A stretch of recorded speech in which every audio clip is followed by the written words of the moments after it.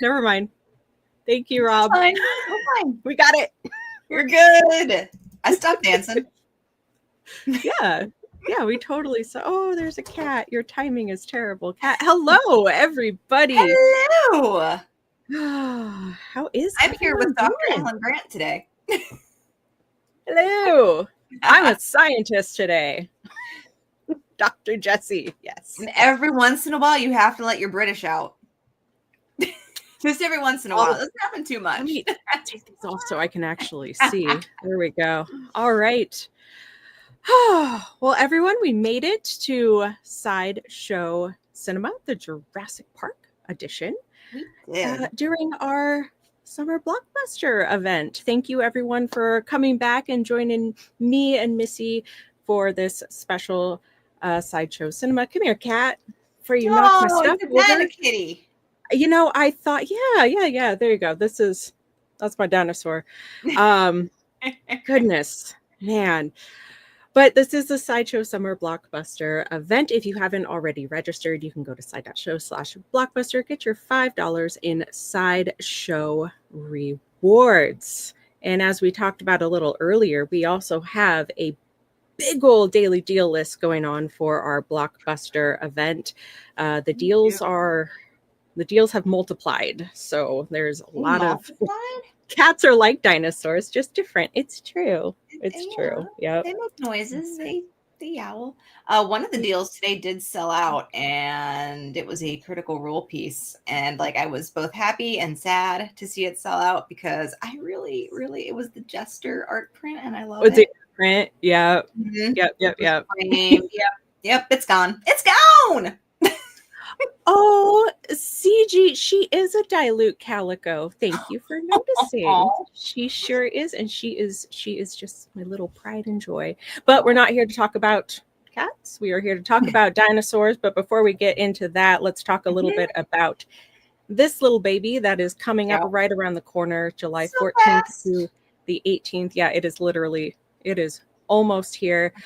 Side.show/con, you can get another $5 in Sideshow rewards to spend, or as we learned yesterday, most of you have already acquired these rewards and spent them. So good job. Yeah. Good job. It's easy to do. I looked at mine today and was very happy because I was like, oh, some other stuff hit. And I'm like, now what am I going to? Oh, I know. Yes. So bad. A very, very rare cat. CG, thank you for bringing that up. She tells me all the time how rare and majestic she is. So she will be happy to hear that she is validated. So thank you. Thank you for that. Something else we always have going on are SMS. You can sign up for SMS. You can get notifications. All that good stuff. My screen is very tiny. There it is. Notifications, exclusive discounts, and subscriber-only giveaways. Sign up for side.show/SMS. And this week, we have Mr. Darth Vader. Yeah. Talk about a blockbuster. Oh, Robert, thank you. Ding! We don't have, it's just me and Missy. It's like Thelma and Louise today. So we're trying our very best. One of us here, this person right here, doesn't remember how to do all the backstage stuff. It's been a long time. I could relearn it. I should relearn it. What's also great is we have Sideshow Cinema, which has been a minute since we've done one of these. Okay. It's okay. Missy and I are like, yeah, we'll do it. We're here. It's dinosaurs. What? Mine's not as big, but it counts. A dollar store, licensed dollar store, Jurassic Park T-Rex. I got these guys are from Family Fun Center, or Boomers, I guess it's called now. Okay. With tickets. I won these guys with tickets. They're my ticket dinosaurs. All right, let's go. Okay, back to the important stuff. Hi, Cody. All right. Phony Phantoms. As you all know, we have new weekly challenges that hit this week's. You got to defeat 100 bats, 50 pumpkins, 25 horny flaming eyeballs, and 0 ghost clouds, and get a minimum score of 177. Sideshow/games. That updates weekly. New weekly challenges means new weekly rewards. Yep. All right, Missy. This is what we're here for. This is why we're here.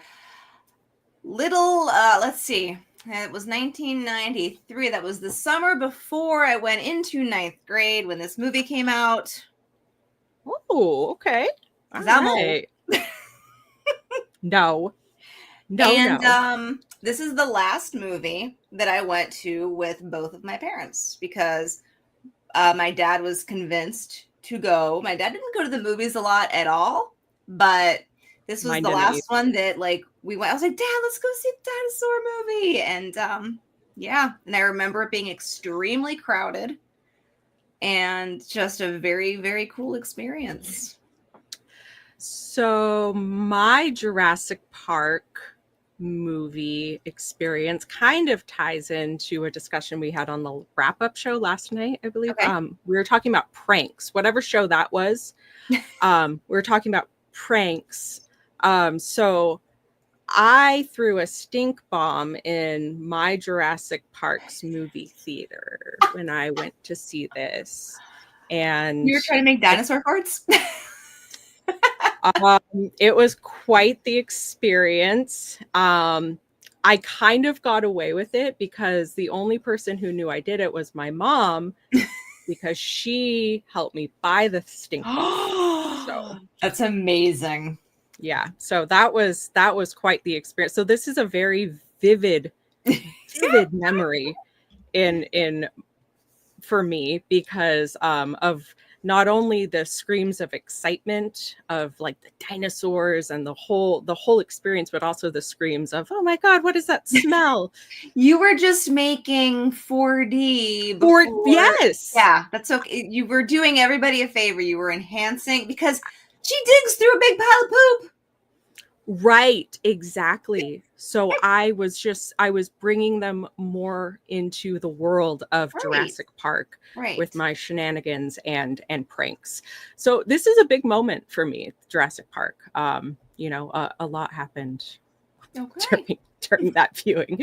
But before we dive further into it, Missy, we do like to usually take a look at the trailer before we dive into all of our little notes and excitement. So everybody, here is the Jurassic Park trailer.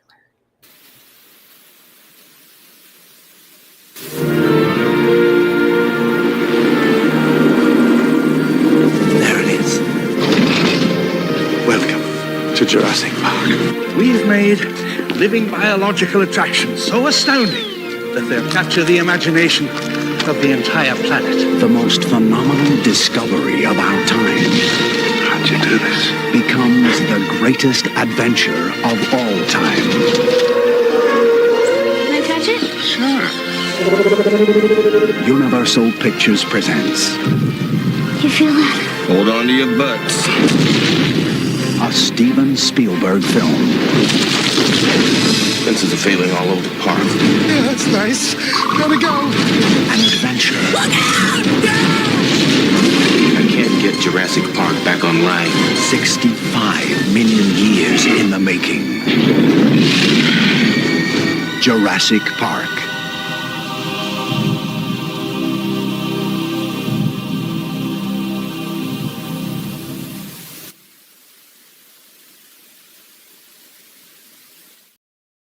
So we share a brain. We sure do. Missy and I heard butts and we jumped right on that train. Sam Jackson saying, hold on to your butts. I mean, you knew it was going to be a good movie. Exactly. And Missy, I am so glad you're here because Mike did upload some of the book assets for us, which we were discussing a little bit earlier. Yes. Yeah. So I shared. I have not read the book, but Missy has. Mm-hmm, mm-hmm. Yeah, the differences are many. People die that don't die on screen, and then the people die. Yeah, I'm in. Ian Malcolm dies in the book, sort of. He dies, but then Michael Crichton brings him back because he needed that voice in the second book. So he literally just like retconned what he did and was like, Arthur Conan Doyle did it, so it's fine. You can bring characters back. Nice. I like it. Yeah. Yeah. Well, yeah, and there's a lot of commentary about I see Rob. Thank you. Rob says, I assume Samuel L. Jackson is in the book. Sure. I always forget. Like, he always pops in, and I'm like, oh, Samuel L. Jackson, because I forget that he pops in here. He's just like a kind of a nonchalant character. Where usually Samuel L. Jackson the whole time. Yes. Yes. Yes. You can tell it was the 90s. Yes. Absolutely does.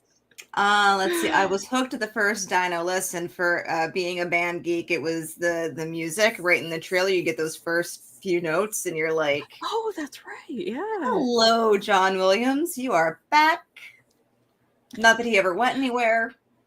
John Williams. I mean, I can't count how many times we've talked about him on a Sideshow Cinema, just in general, because he literally. It's like the theme of our childhood is some sort of John Williams, like always. But amazing. But of course, we also have the director, Mr. Steven Spielberg, and man, I love it. I love this picture. Right? I love this picture so much. It's so good. I mean, you made a giant shark, and then you made animatronic dinosaurs that looked incredible. And I don't care that, they would look better. Not people will argue that CG ones would look better now. I don't think so. I don't think so. There's something about the practicality in movies that I will always love. And watching it last night, and I don't think I watched the best version I could have. It was streaming on Peacock, and I don't think it was like the highest resolution. But the CG bits looked super CG, and then the animatronic animals looked amazing. And and I definitely, as everyone knows, if you've watched a Sideshow Cinema, Jesse's favorite part is talking about the special effects, and definitely go into this film, and we will get into that a little bit later. But this film was just so incredible for its time. Because of all of those practical effects that we see. But yes, I have many notes. That was where my deep dives came in, as usual. Which I had to rein it in a bit. Mike doesn't believe that I reined it in, but I did try. Right. You did. There's not that much in there. I think you're only like 20 pictures. So there's not that much time. From me, but there's also all these amazing pictures that Mike uploaded of our amazing cast. Look, where he's going, we need dinosaurs. Yep. So many things came out in such quick succession. Like, you have it's like Marvel people today. They're in like 12 movies all at once. And so this year was interesting though, right? Because Steven Spielberg released Jurassic Park and Schindler's List in the same year. And then when it came to award season, one completely outshone the other. Even in John Williams scoring both of them. Like, it's crazy. John Williams was just everywhere. I mean, for good reason, of course. That is the cool. That's the cool kids club right there, though. Like, they're with dinosaur feet. Yep. You got the open shirt thing because there have been statues made of that. Right. Giant statues. Oh yeah, it's absolutely amazing. But we have our main cast here with Mr. Goldblum, Laura Dern. I don't get to hear Mike's whole bit about the age difference between Laura Dern and Sam Neill, because he yelled at me yesterday and told me to shut up about that. So hopefully eventually we will hear the vast age difference, because I do not know their ages. I'm sure JJ maybe knows. Someone knows somewhere. Well, here's a book fact. Ready? In the book, Ellie was a grad student of Alan's. They were not romantically involved. Oh, they weren't at all in the book. Nope. Interesting. And Alan loves children in the book. They are 19 years apart. All right. Wow. I mean, that's, it's fine. Like, but that's. And I do believe in real life at this point in time, Jeff and Laura were a thing. There's just really stuff and things that randomly live in my brain for free. That's amazing. Mm-hmm. That's amazing. I think he had a thing about dating co-stars for quite a while. I feel like that's just a thing in Hollywood, It's like theater kid stuff, but movies. Oh my God, it is theater kid stuff. Freaking theater kids, man. But we also had this guy, which Missy, you shared that in the book. He's a little man. A little different. He is give me money, only rich people come to my park. I do not care about my grandchildren. And he gets eaten by little tiny dinosaurs and dies. Nice. Nice. We're here. I feel like we have a very misguided individual that's like a kid. He's so excited that he, stole some research or built upon some research, depending on how much you really want to look into things. And he's just excited about the dinosaurs. And I mean, should man play God? Chaos? Nah, not so much. Right. But he's just a sweet old man in this, and he's just not thinking clearly. Right. And it does very much give, like, that's exactly what it gives off. Like, he's trying very much to create something fun and enjoyable for friends and families around the world. And I like how Westry doesn't. He was a confused grandpa in the movie. Yeah. But he loved his grandkids. He wanted his grandkids saved. Right. That's important because not in the book. That's so interesting. Like, I need to read the book. Like, because it's I read the book after seeing the movie and was like, okay, whoa. But like, I mean, right after, like, I saw the movie and then went to my dad and took his copy of the book and like read it in a couple days. Oh, wow. He wanted a flea circus with dinosaurs. Yes, accurate. He does mention his first kind of shystery thing that he did. Is that in the book, the whole flea circus thing? I believe that there's some kind of reference to that somewhere, but it's been, I'm not going to lie, it's been decades since I read the book. Because I thought that was just so interesting. Like, flea circus. I'm like, going from fleas to dinosaurs. That's quite the leap. But yeah, sure. In the book, there's also 2 T-Rexes. You get more than one T-Rex. You have a baby, juvenile. I just call it baby T-Rex, and then you have the main T-Rex that winds up kind of being a hero if you really think about it. Oh yeah, absolutely. Well, Missy, that's funny you say that, because the coloring contest that is running today was actually inspired by just that. The T-Rex wants to be the hero. Nice. So that is exactly what inspired today's coloring contest. Because it really does. The big bad T-Rex kind of saves the day unintentionally, but still very sweet. For me, it was still a aw moment. So very, very sweet. And then here we have the whole cast. That's such a cool picture. And crew with the big ol' Rexy. Oh, look at me. I'm like leaning in. Oh, I know. It's yeah. And awesome. That just gives you the magnitude, the size, the scale of that T-Rex, which also some notes on later, but I think it was like 9 tons, like 18, like it was a huge piece of art, of animatronics, of all kinds of beautiful different elements to bring that T-Rex to life. But huge, I think it was like 20 feet tall by 40 feet long, something like that. But just beautiful.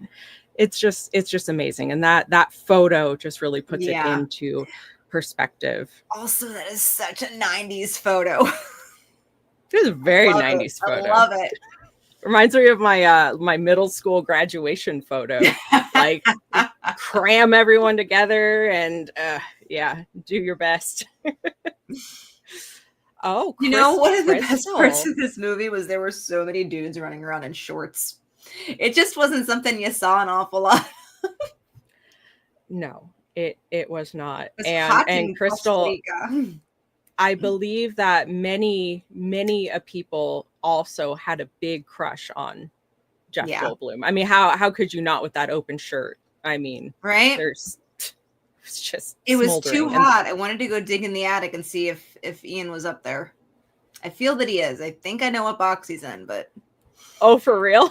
oh yeah, no. The little 6-inch, like whoever made the action figures for the movie. I remember going to the store and specifically buying him. Yeah. Oh, Rob's asking, so am I the only one who developed a T-Rex crush? Rob, I'll say that I was more on the raptor side. The raptors are who really fell for the raptors, which I put a lot of notes in here for those guys because a lot of the special effects were done by the amazing Stan Winston. And oh my gosh, you guys, if you are interested at all in, I guess we're going to kind of jump into design / special effects because they kind of blend together here. Man, if you guys are at all interested in special effects, and for this movie, for a lot of the movies, if you go to the stanwinsonschool.com, it is just a whole library of information when it comes to all the special effects, animatronics, all of the time and effort that they put in to this amazing movie, and so many others. And Missy, you were talking earlier about the CGI meets practical effects. And I feel like this is the first film where we really see, I've said before in the past, like I prefer practical effects over CGI like any day. But when they are blended well together, it's amazing. And for this time, this was really the first time we saw such like a special blending of the two. And it really created something special. And even though now when you rewatch it, you're like, oh yeah, the CGI is a little but like at the time, like in theaters, you're just it was mind blowing. Yeah. Like you really didn't know what was practical. Like you didn't know. It was hard to pick out what was practical and what was CGI. Right. Or what even CGI was like when you're a kid. Because you're just like, how did they do that? And, like it was really like magical seeing it in theaters. Yeah. It was an experience for sure. And it's funny because, you know, I could be like, oh, when I saw Iron Man for the first time, or and this was like, it was an event and it was just so cool. And it was like nothing I'd ever seen before. I'd seen oodles of movies that had just practical effects. Like I grew up on Henson films, and the blending here, like it was just, it's like its own special little cornerstone in my mind, like seeing it for the first time. Yeah, absolutely. And I just can't say enough great things about the special effects. Like, so the CGI portion of the film was created by the Industrial Light and Magic, which of course, Mr. George Lucas. So we've all seen many of those works. We've talked about that before. That was founded in 1975 by George Lucas. So many of the special effects CGI we saw from there, but the Stan Winston studio is what created all of Look this at their amazing little skeletons. Yeah. The animatronics was just completely like something. Oh, I didn't see this one in here before. So you have the practical and the CGI, and look at how. Yeah. I mean, yeah, that's awesome. No, when that raptor jumps up in the kitchen, it looks perfect. And that is actually, I really focused on the raptors specifically for these special effects. I'll go through some of the other photos before I get to the raptors. Missy, I know you gave this scene a little shout out later on for one of your favorites. It's so funny and so disgusting and so wonderful. And there were a few points where Lex totally deserved it. I mean, she couldn't shut off the flashlight. You deserve to be sneezed on by a T-Rex. Your brother went through hell. You should be sneezed on. Yeah. Oh man. Even as a kid, I was like, shut up, turn off the flashlight. And like when I'm rewatching it now, I'm just like, oh my God, stop it. Like, girl. It made Alan really angry last night. If you turned it on, you can turn it off. I'm like, right. Then the scene wouldn't progress. Just let it go. Yep. Exactly. But you just like looking through all of these. Aaron says, I laughed so hard yesterday when she got sneezed on. Yeah, because she just, it's like, yeah, shut up. Like, just stop it. Oh, it was good stuff. Oh, look at that. Like, there's basically a T-Rex maquette. Oh, yeah. I mean, they did, it wasn't just life-size stuff. You saw models and all kinds of, really everything in the book when it comes to special effects. And just all of the intricacy that went into all of the, like, look at this. Like, look at the build on the T-Rex. Mm-hmm. And I believe that I read it, it's out of existence. It's not anywhere hanging out anymore. Like, I think Bruce the Shark is still hanging out somewhere, I think. I believe so. But not Rexy or Roberta, as it's sometimes referred to in some storyboards, I believe. And then it was super interesting to read about just even the skin, like just creating that the skin, which looked so incredibly realistic. Specifically, this part right here on the mouth was, I guess, something that was a little bit like tricky for them because it had to kind of be elastic so it wouldn't tear. So just going through the whole like trial and error process of different materials and seeing what exactly would work. Something else I thought was so interesting was the eyes. The eyes are incredible. Like, they're all like hand painted. Like each one was like hand painted, like with all these beautiful colors and specifics to really make each one look lifelike. Like just the eyes, like those are just the eyeballs, and they put that much detail into them, which is just it's incredible to me. Like it's a work of art. Like 1000%. Every detail on every creature in this movie. Look at their little toenails. Their claws. I'm gonna call them claws. It's their little toenails. I'm sorry, they're cute little toenails. Hey, they didn't ask to be brought back from extinction, so I mean, they're doing what dinos do. Oh, we have a picture of Stan Winston with Rexy. And girl, because there were no male dinosaurs. Oh, there's eggs. Darn frog DNA.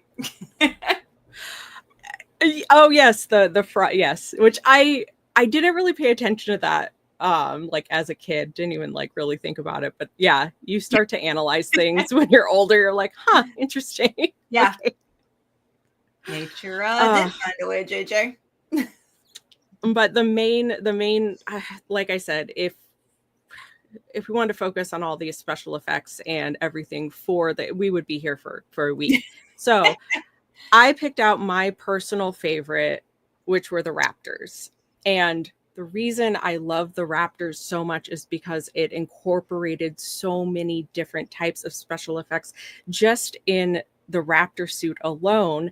And of course, there was a human inside of. And look how super comfy that appears to be. Yep. Yeah, super, super comfy. And it says to determine the suit's configuration, the Winston team overlaid a Raptor drawing over the images of Rosengrant in various positions. The crew then did a body cast of him and sculpted the Raptor foam around the cast, which is just, look at his little legs. Oh my gosh. I would not, I'm not generally like claustrophobic, but I think that would do it. Oh yeah, this does not look comfortable at all. Like I mentioned before, there's a magnitude of amazing videos on that stanwinstonschool.com, and they specifically there's one of them testing the running capabilities of the raptor suit. So you just see them running around, like crashing into people. I know what rabbit hole I'm going down. Oh yeah, it's so much fun. They have videos of really the whole process, and it's a really, really fun watch. So this is the dinosaur that I always really loved. Like you mentioned, the kitchen scene, that is a human scene standing up. Yeah. And they have the animatronic head and then the animatronic tail, and then the rest is basically a human. It's a costume, and the engineering is just incredible. Yeah. Like it's unlike anything. The attention to detail. Then the little feats. Once you get to, I know I have a little feet picture. There's this little feats. But it's just amazing. I've just blown away, like going down this rabbit hole of all of the different features. Like, and that suit must have been so hot. JJ, I mean, JJ, only these. Like, yeah, the ones running around, like, in the scenery, those were all real. Yeah, 1000%. absolutely. They were just, they were running through Hawaii, pretending it was Costa Rica.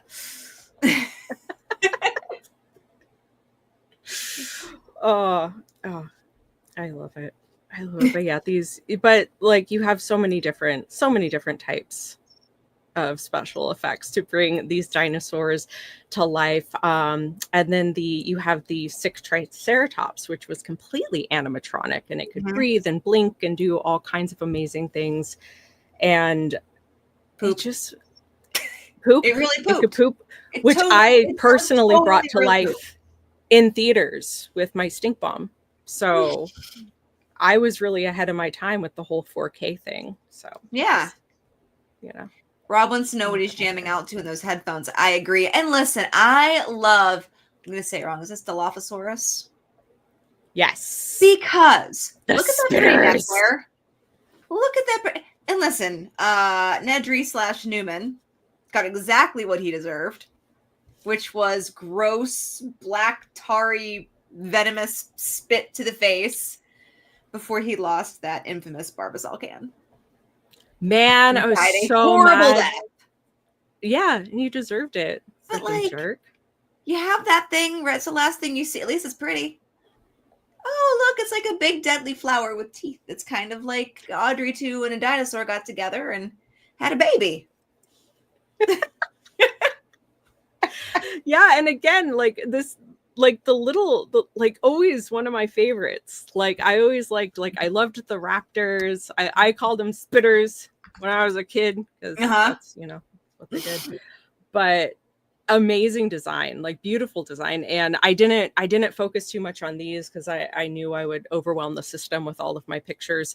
But the process in choosing the color scheme for these guys was a whole thing. Like, so it blows my mind the amount of detail and thought that was put behind each dinosaur and the movements. Like even when they were testing out the suit and how the raptor was going to move, they were trying to really replicate how the dinosaurs would move and run and attack, and those little attention to details and the fact that it was practical just really sets this film it's awesome. Like it's awesome. Really one of a kind. Oh, but and I realized watching this, like there's nothing. Yes, there was what Jurassic Park, Jurassic World, we had Fallen Kingdom, we're on what, number 6 coming out?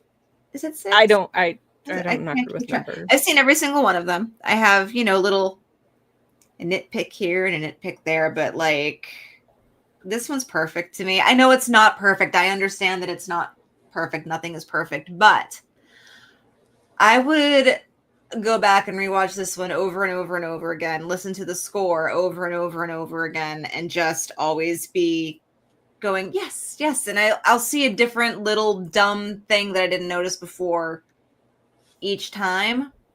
Yeah. And I don't know, the magic in this was almost, it was like surreal for what they did with it. And I can't imagine, like, you know, we see the finished product and we see the behind the scenes photos, but like, just imagine you were one of the people that are working on any little part of this. Like, the experience itself had to be just amazing. Grueling, I'm sure, but so cool. Yeah. Absolutely. And his yeah, that dude's wearing jorts and a jean vest, or he just cut the sleeves off of his denim shirt. You're right. That's pretty sweet. That's a good look. Yeah, right. And Dwayne says the score just makes you see dinos instantly. Yeah. And yeah, I see in the notes, Missy, these are your notes, right? Over here on the score. I saw that you actually had quite a bit to say about the music and the score of the film, which is very iconic. Yeah, just I mean, again, band geek, we did, you know, we did a show in marching band that was all John Williams, and it's like, it's funny, and I grew up with my dad constantly exposing me to like all kinds of instrumental and classical, and insert time period here because it's not correct to call it all classical music, but I have always loved movie scores. I have always had, like, when I was a kiddo, I had tapes that were not like, there weren't songs, they were movie scores, like Batman Returns on cassette. I had the score on cassette because why wouldn't I? But it has all of the hallmarks of a John Williams score, which if you listen, even in some of the Jaws scores, parts of the score, you'll hear the little bells or glockenspiel, whatever you want to call it, in the background. And so that's what I played. And so it always like sticks out to me. And you're like, this moment doesn't seem to call for that light, airy, little happy thing, but there it is. And you hear 4 notes and you're like, I know what that is. It's like hearing that da-da-da-da-da, like the Elfman Batman notes. And you have, I mean, you had a theme within seconds of the movie. You had a theme that has traveled through every sequel in some way, shape, or form, which is just really cool. And it's like, one time the brass is going to run away with it, and then we're going to strip it down and give it to a piano and make it very, very soft, and then it grows. And it's just, listen, I love music, and I've said this 1,000 times, like in other streams, but if you strip music away from a film, you lose an entire character. Like, yes, absolutely, it just doesn't work the same way. And you mentioned the music kind of traveling through all of the film. Like, you see that, like, bringing up Superman with that original Superman theme, which has always been so iconic. Like, when it popped in that new trailer. Yes. You're like, oh. So the fact that one composer, one artist can create these pieces of music that were so powerful at the time they were released, that they just keep on keeping on throughout. Like, I mean, the costumes may change and the actors may change, but the music staying the same because those pieces were so iconic and they really can't be topped. That is such an amazing feat. And I completely agree with you when you say that if you take the music away, you do lose a character, because you feel you feel these characters when you hear those pieces of music. Like, you're like, that is Jurassic Park, that is Superman. And it's really amazing. Like, it really, really is. Music is so, so powerful. I did not know until Rob just said that Starship Troopers has an audio track with just all score and no talking. I will watch that. I can figure out what's going to happen. All the cues are there. Uh-oh. Yeah. It got dark. Yeah. You have dissonance in the melody. That's bad. That's really interesting. I need to watch that. But yeah, absolutely. It's music is very, very powerful, and without that powerful score and the music behind, like whenever I watch a movie and you can just tell they've kind of like half-assed the music, Yeah. it just doesn't have the same effect. It doesn't. So, And the main theme carries through not every scene, but a lot of it. And I think I even put in the notes my favorite piece, like if you would break it down onto the soundtrack, where there's I think it's like track 12, and it's the Jurassic Park gates, and it goes into the regular theme, but it starts out with just it's like a cliche jungle music type little cue that goes into it. But like you're like, oh, this is like, that's right when the gates open, when they're going to go through and start trekking through all of the enclosures and everything. And it's a cool moment. It gets its own little piece. And I used to play the CD on repeat, right? This is like a special thing. I had like the tiny bedroom stereo, and I would put one speaker against the open window because I'd want to read outside. And I would just have nice. spin on repeat while I was reading my next Michael Crichton book. And I would get all excited, and I would stop reading when that piece would come on, because I'm a dork and I've always been a dork. That is amazing. That's yeah, that is everything. Yeah, it's incredible. I mean, when I did this rewatch, it's just when you start watching a film and the music hits you in a way where you feel it through your whole body, like where it just hit, like that is the Jurassic Park theme, like that is a Superman theme. That's, I mean, so many, like we were very spoiled growing up, like because we got some iconic stuff. Yeah, really absolutely. Did. And it's still going. What's JJ doing? JJ said, imagine if Ari was in this movie. Listen, I too developed the Goldblum crush. I like the snarky, sarcastic characters, and they're always smart, and you don't always agree with them, and you don't always like them. And then I'll do my braggy moment of when I got to meet Jeff Goldblum. He was a very cool dude, and he's from here. So like, it was just, it was awesome. And he's like super tall, isn't he? He is I was like in his armpit. I didn't and know that was the first thing I said to him. I was like, you are actually this tall. And he just kind of laughed. And in the book, spoiler, in the book, Ian Malcolm dies. I said that. He comes back for the next book. They assumed he was dead. He wasn't really dead. It would have been nobody would have liked that in the film. And I saw somebody said it earlier. If they would have filmed it as the book went, it wouldn't have done as well. And that's absolutely 1000% correct. And it would have been a hard R rating with the amount of gore. I was going to say it would have been much more of a horror film where, which I'm very interested in. Right. But think about the scene where Alan's talking to that kid about what the raptor would do with that claw and how he like ran it across his, I mean, I love that scene. Like it, and again, you have an author with a medical background. He can get into all that stuff. Like, right.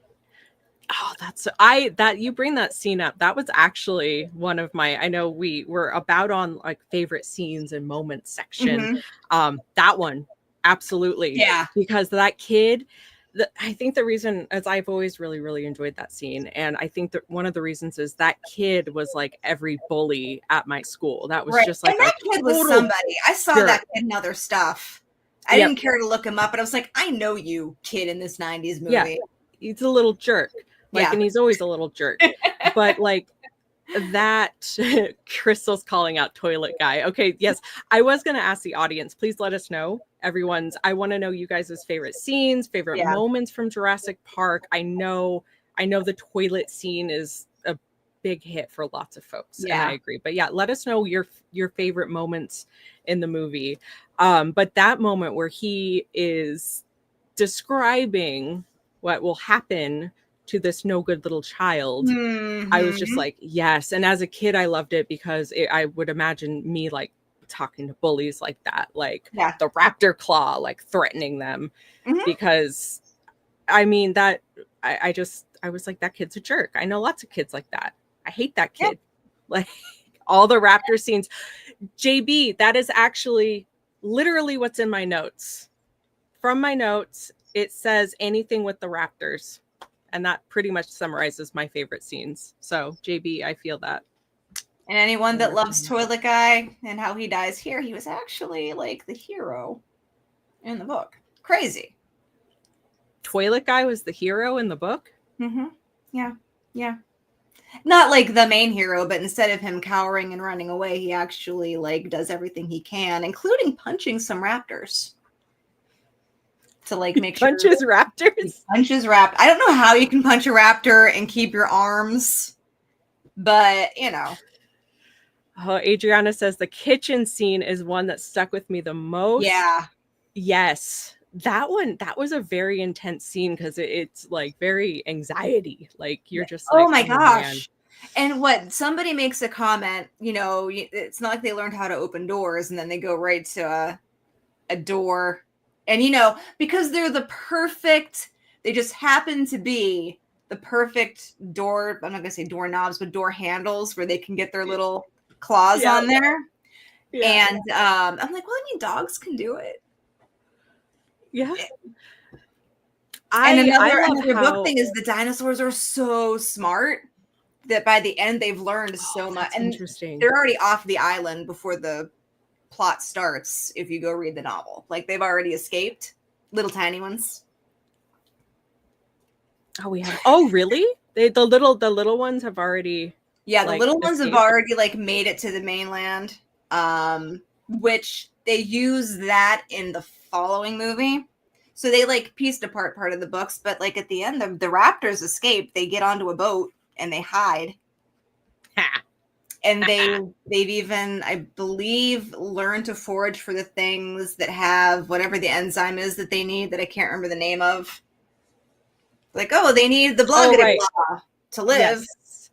Yes. The stuff and things. Yes, the compies. The compies that you don't even get to see in this movie. The compies are what eats John Hammond, and they're cute. They're adorable. They are like, they look like I believe they're described as chicken-sized in the second book, or in that book.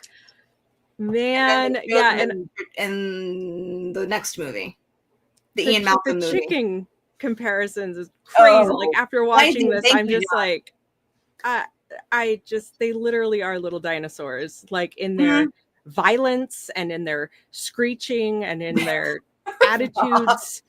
Like just tiny little dinosaurs. We have a lot of favorite moments in here. Okay, it was was it Lysine? That was the special element, yes, which I thought was funny. Cody said one of his favorite scenes, where's the goat? Listen, that is the scene I hate the most in the whole movie. I'm glad that you don't really see it or hear it. Like the cow is enough. Oh, see, the cow is worse for me. Like the cow. I love. They show animals. They show bushes going, rah, so you don't have to see anything actually getting hurt. But then the goat leg like lands on top of the car, and you're like, You know what? One of my favorite parts, which I had never noticed before, but as I was rewatching this, I love how freaking long it takes. Like the kids are in the car. Yeah. And the T-Rex is going after the car and headbutting the Jeep and and they're just kind of sitting there like watching like for quite a while. Yeah. Yeah. Like it's a lot happens before they actually try to help the children. They're not too concerned that, dudes run into the bathroom. They're like, oh, he must have to poop. You gotta go. You gotta go. You gotta go. And then it's like, she has that light on. I mean, Alan didn't like kids. He was probably like, I mean, they're kids. I didn't want them right with me. Good riddance. They're annoying. He put them in the fun V and he was in the humdrum V. There, I did it. I brought an Iron Man reference in. Even though they weren't Humvees, it's fine. I know they were Ford Explorers. Although in my head, I thought they were Land Rovers. So that's definitely in a different movie. Oh, yeah. Well, I enjoyed that it literally took they just kind of sat there watching Mhm. for a bit. Like, Yeah. huh, maybe Yep. should turn off the light, Yeah. you know. But Or point it down at the floor. If you really were freaking out and couldn't figure out how to turn it off, or cover it with something. There were many things in the vehicle. no, she just sits and screams. She sits and Which screams. I'm like, did they That's really it. have to make her react that way? Which, again, in the novel, the ages are flipped. The brother is older Oh, okay. and the sister's younger. And Steven Spielberg had worked with the actor that played Tim and wanted to use him and would have to bring a very young child in to play the sister and was not going to deal with that. So they flip-flopped. And Tim was the dinosaur expert and the computer expert together. Oh, So instead they got interesting. That's the part I hate the most about the entire movie. She's like, I know this. I'm like, you are maybe 13. You know how to get into this very yes. super complex system. And that was like, they made these beautiful CGI dinosaurs, and then there's that. Yeah. Yeah. Yeah, that part again, something that I didn't really hack the park. Yeah, exactly. Like, they're giving you your moment. I get it, but also, well, I did this rewatch with my mom, and she hadn't watched it in a while, and she actually was like, "Wait, how does she know how to do all that?"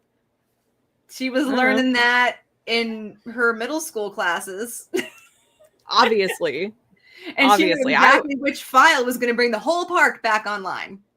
Yeah, I guess she was the true hero of the movie. After screaming in everyone's face, she turned it around and saved the day.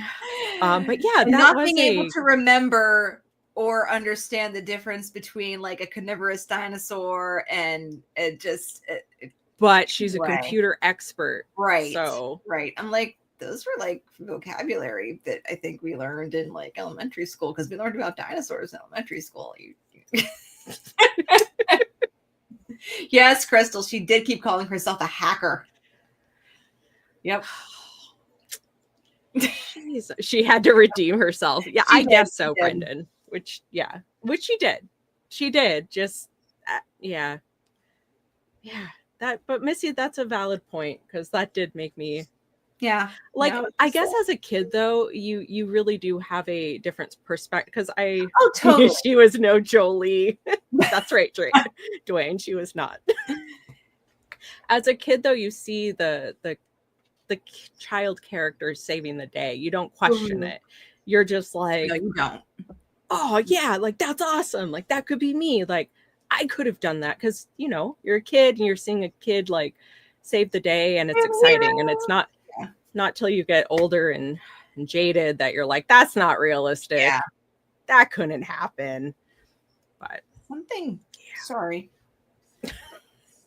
Well, so normally my phone doesn't go off. It was many Weather Channel alerts, and it was getting me a little concerned.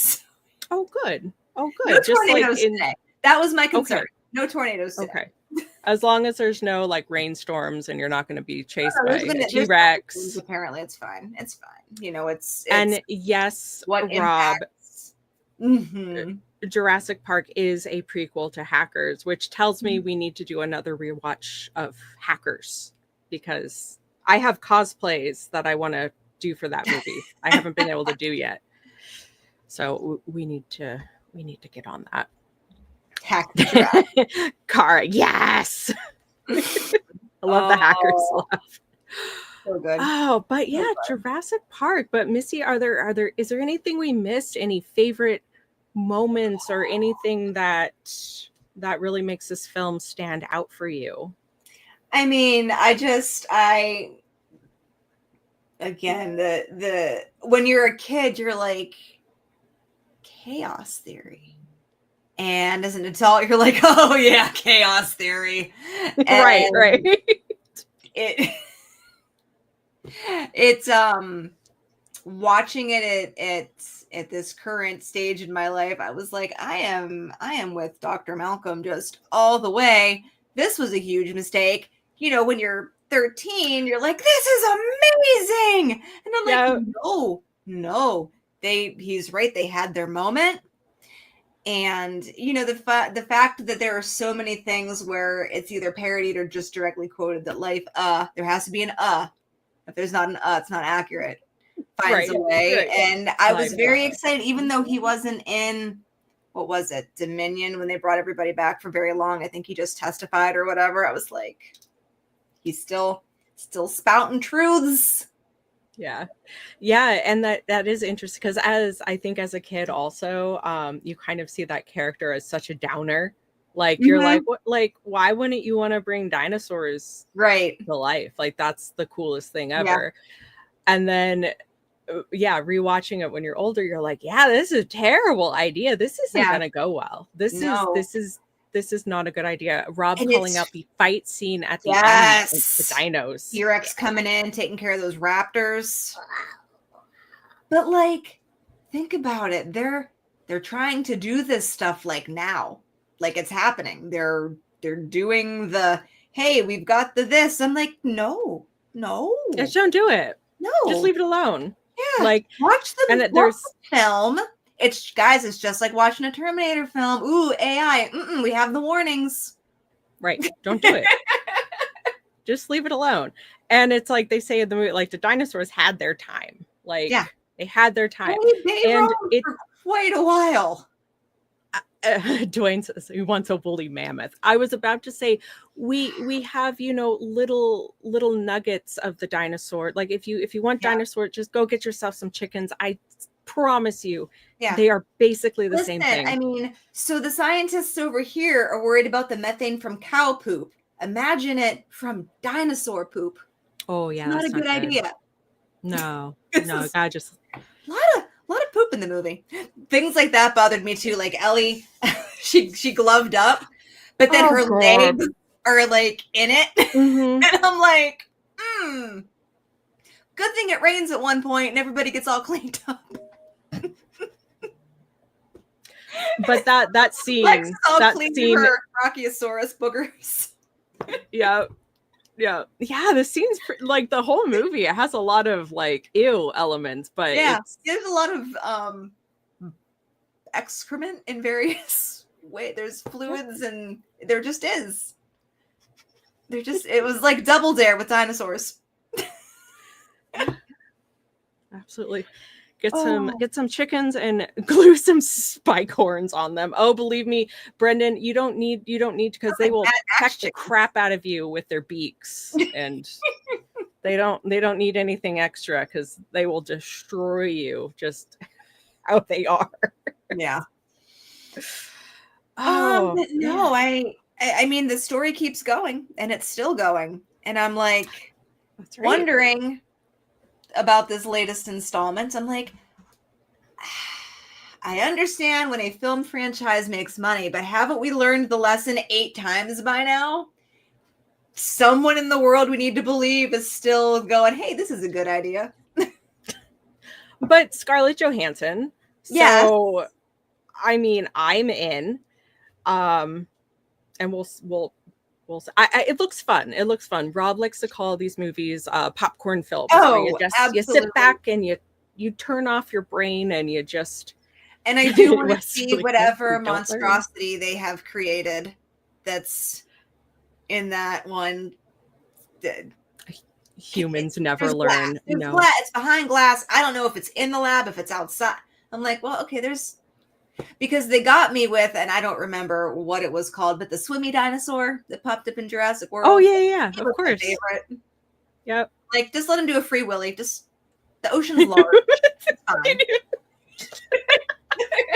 Oh my God, please. Can it do like the end of the film is just Scarlett like looking out into the sunset, and then it just like and then the film ends, and that's like the end of the franchise, and it'll be perfect. Yeah. Yep. I like it, Missy. We're gonna have to pitch that. Yeah, we'll write a whole new song. Like Free Willy had a hit song. We'll make a hit dinosaur song. It's all good. The franchise has made over 6 billion. I We mean, will have these for the rest of our lives. That's fine.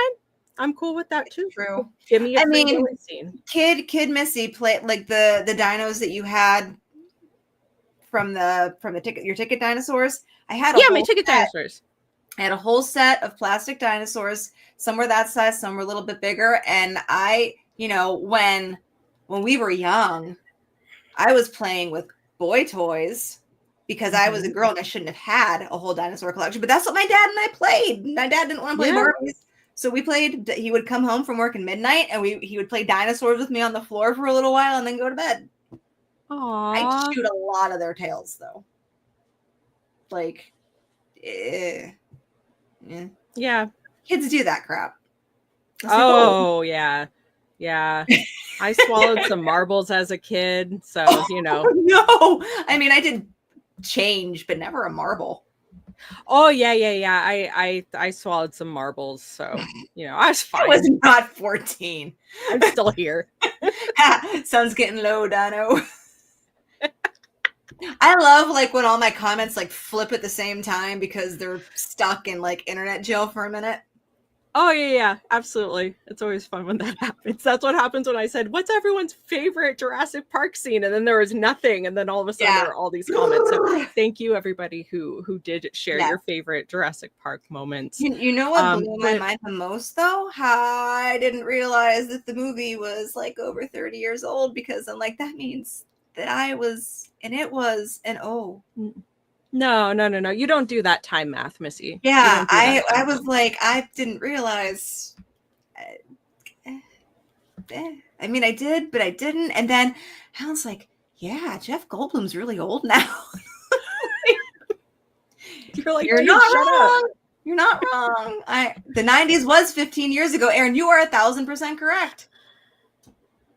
You are, and then you think like, okay, so when I was in high school in the 90s, like the 70s was only 20 years prior to that. And it still is in my head only 20.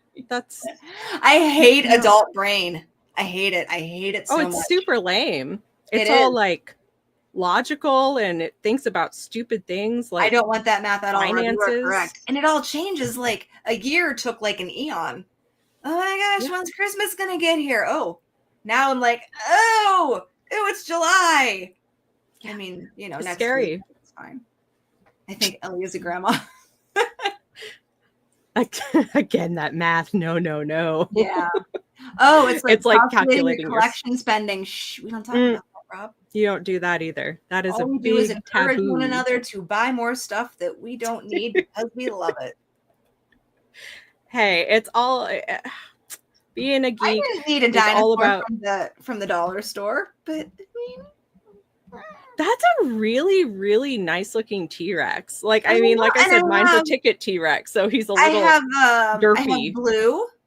I got Blue the Velociraptor because I think these were all from the last movie or maybe 2 movies ago. And then there's a third. I was going to do a project and then life said you don't have time, so I have these dinosaurs for nothing now except my own desk. It's not nothing. They're desk toys now. Yeah. They can hang out with Rainbow Bright and Strawberry Shortcake, and they can all just go. And they're all licensed, and they can all go on a license. They're all licensed. I don't know about this little ticket dinosaur. I don't know about that one. But. Or, this very nice person that I know sent me a Starlight. And look, they can have. Oh, yeah. Missy, I totally had my. Oh, where's my pink dinosaur? Hold on. Here, I have a pink unicorn sent me this, today. by the way, because Jesse's awesome. Yes.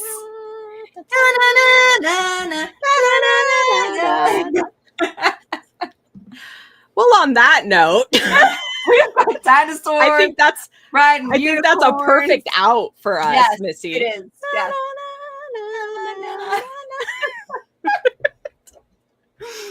Oh my goodness. Well, no, I'm so excited that we got to talk Jurassic Park, that I got to sit down and watch it, knowing that I would get to talk to, I didn't know who I was going to get to talk to about it for sure, but I knew we were going to get to discuss it. And all of the special effects, which is always my personal favorite when we dive into any film, whether it's horror, science fiction. That's what I geek out about. I love. I didn't get to spend as much time as I usually would, diving into all the special effects for Jurassic Park, because I probably wouldn't be here. I would still be reading and watching things about everything, because it's just an incredible world that they created. And yes, there's many a Jurassic Park films, and as Rob stated, we will be getting them for the rest of our lives. But we will, and that's okay. Yeah, that's totally fine. But for me, it's the first one is just so special, like, and it always will be. I believe if anyone feels like, doing a Jurassic Park rewatch, like if you want to do all of them, or at least most of them, I actually do. So I'm very interested in what you're about to say. Because I was like, well, I mean, I could just buy it, and then I didn't. But I believe that the collection is on sale currently. So you can. JJ owns all of them. I should. I kind of really want to watch The Lost World now, just because it's more Ian Malcolm and his gymnastic doing daughter, and then there's a dinosaur in a pool. I mean, because why not? Yeah, I actually do. I really. There's also Jurassic Shark. No corporate promo. Hey, we can't sell the movies. I do very much. I actually do want to do a whole rewatch leading up to Scarlett Johansson Jurassic Park, which is what I'm. Look, I'm going to be a terrible person, Rob. You can buy all 6. Fandango at home. They're on sale, probably because there's a new movie coming out. And if you haven't seen it, guys, and these sell out so fast, the Prime 1 and Iron Studios pieces that we have. Oh, yeah. I wanted to have some of them out and about next week, and I was like, oh, this one sold out. Oh, this one sold out. Oh, this one also sold out. So if you're a dinosaur collector, go grab them now. And also, because this was answered so many times, because I think we had an ad on Facebook, the night vision goggles are for show only. They do not function. Okay. The lenses do not move. They're just they were scanned from, I believe, display the original. Pieces. Yeah, they were scanned from the original props, but they're just to look at. Don't try to go see dinos in the dark. Sorry. I'd say that's good advice. That's good advice. Yeah. Don't buy those expecting to see dinosaurs, but you will get an epic display piece. But Missy, thank you for calling out those other pieces, because you are correct. We were looking at stuff last week, and as of this week, some of that stuff is gone. So if you are into dinosaurs, collecting anything dinosaur related, go take a look. There's at some such cool pieces too, because they're like very really detailed, epic. Like you have the upside down Ford with the T-Rex. Oh yeah, that one's really cool. Yeah, you have them facing, and like there are pieces from the original movie, and then there's pieces from the newer, and most of them are gone at this point. So that's the thing. That's okay.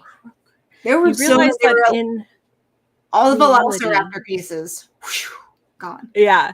I'm reading this comment about the raptor. You realize that in reality, a raptor was basically the size of a large turkey, a large, mean turkey, perhaps. I believe that 100%. Yeah. Yep, absolutely. Oh, yeah. Yeah. But Alan's like, that's enough, and throws it away. He's like, I don't want this anymore. Does it taste like turkey? JJ, that's actually an interesting point, since, birds are, basically descendants of dinosaurs. Probably. Yeah. I'm going to say yes. I'm going to agree. Yeah. Are we discounting the size and ferocity of a turkey? Turkeys are not super nice. No, there's definitely mean turkeys. I wouldn't put them in the same category as geese. Because geese are very like no. But we have flocks of turkeys that go through the neighborhood like several times a month, and just no. The hens seem okay, but the toms seem like flocks of wild turkeys. Mm-hmm. Yeah, dude, we used to have wild turkeys here, and we don't anymore, and it makes me sad. We have less because they took away a lot of our woods, but we still have some. Bastards. Yeah. Cobra chicken. Well, birds are ferocious. They are cobra chickens. That's true. Well, Missy, thank you so much for hanging out with me and talking dinosaurs. I think we got through all the stuff and things for our Sideshow Summer Blockbuster. Again, we will remind you to register. I'm pretty sure registration is still open. Oh, I got my Dino Cat back. Pretty sure that registration is still open, but it does tend to close usually on the last day. So if you haven't gotten your $5, yeah, exactly. If you haven't registered, gotten your $5 in Sideshow rewards, do that while you're at it. Sign up for the next event we have coming right around the corner, which is Sideshow Con, Sideshow/Con. That's going to be a very busy week. Yeah. Very exciting stuff. Looking forward to all of that. Also, SMS, where you get ding notification. Thank you, Missy. Exclusive discounts and subscriber only giveaways like the one that should be going out tomorrow for Mr. Vader.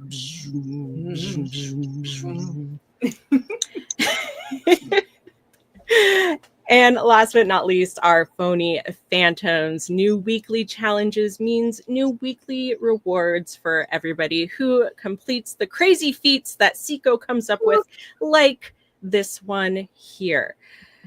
But I think that does it. Now, for today, we do have one more show for everybody, which will be our wrap-up show. I'm going to be back here in the Sideshow Social Network in a few hours. 4 p.m. Pacific, 7 Eastern.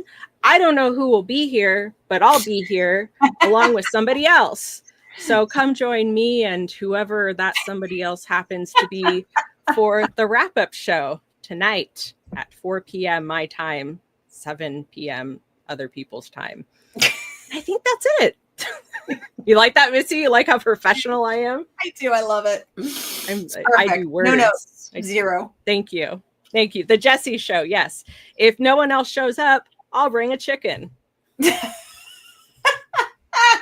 Please don't make me bring a chicken. Someone else, Steph, please. I hope you're out there. Please don't make me bring a chicken. It wouldn't go over well. Oh, I think it'd be amazing. Oh, but Missy, thank you so much for hanging out with me for Sideshow Cinema, the Jurassic Park edition. And thank you everybody for joining us. I hope you enjoyed the stream.